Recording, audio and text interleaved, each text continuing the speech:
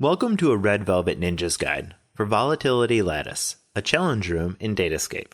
You will want to have 2 tanks and 3 to 4 healers. Also, bring interrupts. This encounter phases every 20 exit power.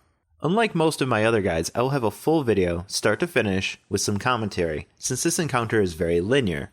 If there ever was an encounter that makes you walk the straight and narrow, this is it. Volatility Lattice is a room where many things will be happening and you have to react quickly. In addition, those things are also happening at the same time. Let's start at the beginning. 6 Elden floaty things named Data Devourers will spawn at the same time in different quadrants of the room. These quadrants are northwest, northeast, west, east, southwest, and southeast, and should have DPS assigned to each area. Their job is to kill Data Devourers before their spellcast is complete. These guys can be interrupted to buy some extra time. Killing them will result in some AoE damage as well as a small white orb that provides exit power, which is the resource you will need to complete the encounter. Failing to stop a Data Devourer will result in it destroying a block as well as gaining no exit power. As you may have noticed, the floor is made of blocks, which can be destroyed and will result in players falling to their death. I have to stress using top-down view as much as possible during this encounter. Aside from Data Devourers, there are these floaty bots that will spawn. Have a tank grab one and a mobile DPS tap the other and book it towards the tank. When they are together, try to burn them down fast and interrupt their data buffer for a moo. If not, it's an absorb shield that you will have to deal with. Positioning is very important for this. The furthest player who has threat in range of this floating bot will be targeted by Nullify. Nullify will destroy whatever block the player is under, so it is important that the player is standing in the middle of a block, otherwise 2 could be destroyed. Just as important, they need to move to another block before it's destroyed or fall to their death. After they've taken care of the floaty bot, DPS should try to assist with the Data Devourers. This is also because Avatis will put a laser on one random player. This beam does hurt, so try to run through areas away from your teammates. Soon after, you should receive a notification that Avatis wants to delete all the data. Well, you are the data, and the only way to prevent this is to interact with the 4 circuit breakers in the room.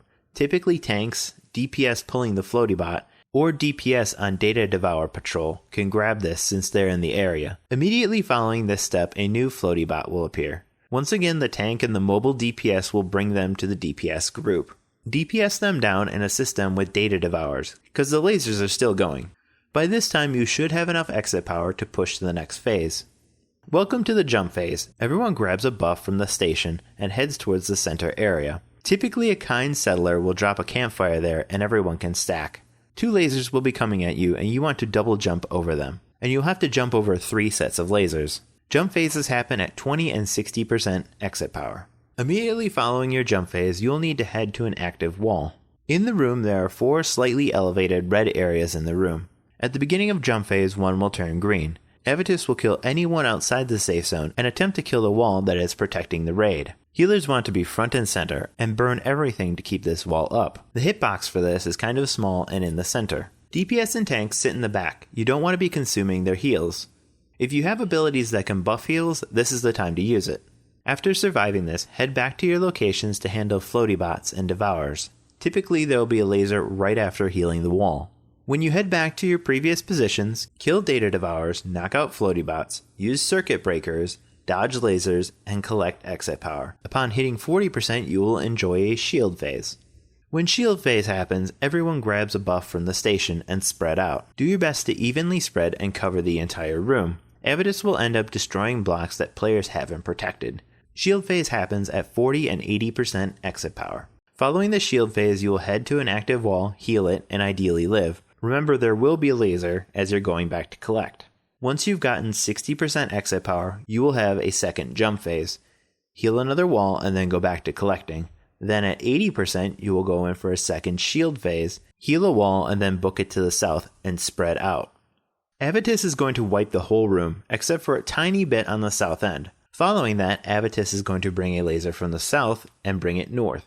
As soon as the first laser vanishes, book it north and pick up exit power. Once enough orbs have been collected, a set of stairs will appear. Beware, this does not mean the encounter is over. You must loot the chest to complete the encounter. As promised, here's the whole encounter start to finish. I'll admit this is not our cleanest kill. So in this fight, I'm pulling the floaty bot to the other tank. where he picks it up and then we start DPSing it down. As you take a look in the back, one of our espers is actually the one grabbing the nullifies.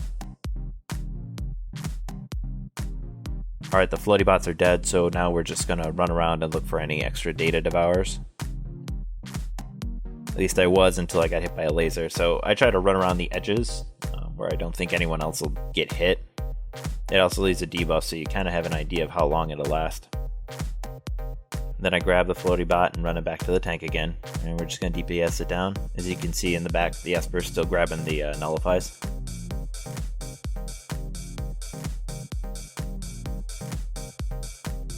And then again, it's back to helping with data devours. And now we start the jump phase. So for jump phase, we're all gonna run around this laser, try to get to our campfire, and clump up. The lasers are gonna come in from both sides. The reason you're standing here, obviously, is you want to jump over them at the same time. So it's where they cross, just makes it easier. Otherwise, you're jumping all the time. Now we're heading over to this wall. We are always calling out holes on the way to the safe wall. We park everyone in the back except for the healers, where they can just heal bomb the wall. Immediately following this wall, I got the laser, so I'm just going to run around the backside, which puts me out of position for grabbing the other floaty bot. So one of our healing medics ended up grabbing it for me and brought it over to the tank. It doesn't take a lot of thread or anything, just enough to get it to follow you.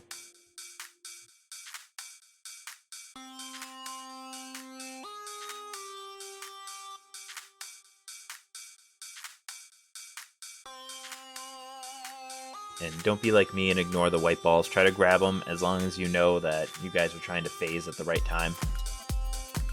Alright, here starts the shield phase. Everyone gets their shields together. Everyone gets their shields and starts spreading out. And then we head over to the next safe wall. I always try to use empowering probes so we at least can give a little bit of a buff to everyone. But other than that, there's not much that can be done. And then it's back in position for more data devours and floaty bots. Very exciting. And then I grab the circuit breaker here, and then the floaty bot appears. Just grab it, and bringing it back. Watching out for that hole. That is why you use top-down view. I mean, you really have to be aware, because these holes really screw everything up. And don't forget, anyone can get a laser at any time, so it's really handy to have someone backing you up.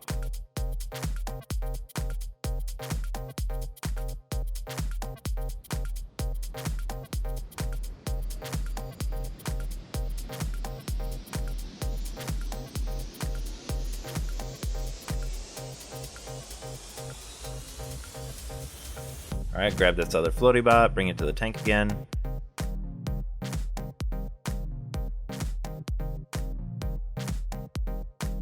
Blow it up, blah blah blah. It's actually strange that we didn't kill these floaty bots before we got over to the next jump phase. So it's okay, like, just bring them over and you have the whole raid to blow them up. And as you can see, I took some damage from the laser. It's not a for sure kill, but you still don't want to get hit by it. And then watch out for that hole. I cannot stress enough watching out for holes. They are a plague. And of course, healing the wall again.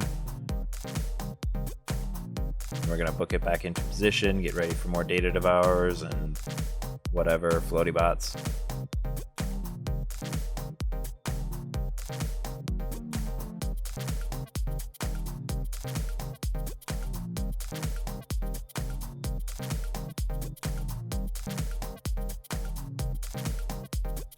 Taking it back to the tank again. Gotta nuke it down.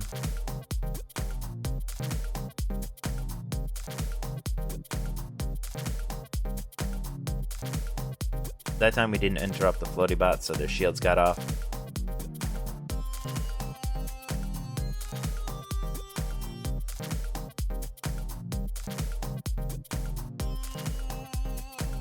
There's another shield phase. Everyone's gonna run over to the wall, heal it, heal spam it.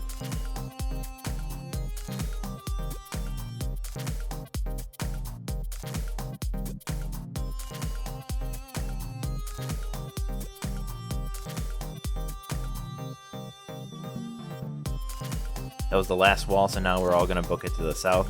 Try to get an even spread, everyone left to right.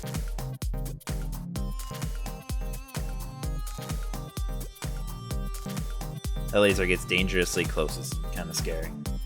Then everyone grabs the exit power, and then book it to the end. I don't even look back, just because I'm terrified to look at the laser as it's chasing me. Don't forget to watch out for holes. You cannot stress watching out for holes as you're running for your life. Then climb the stairway and loot your item. And that wraps it up for this encounter. If this video helped you, please drop it a like. For any questions, please use the comments below. Of course, subscribe to this channel for more WildStar raid videos and entertainment, or visit us on redvelvetninjas.com.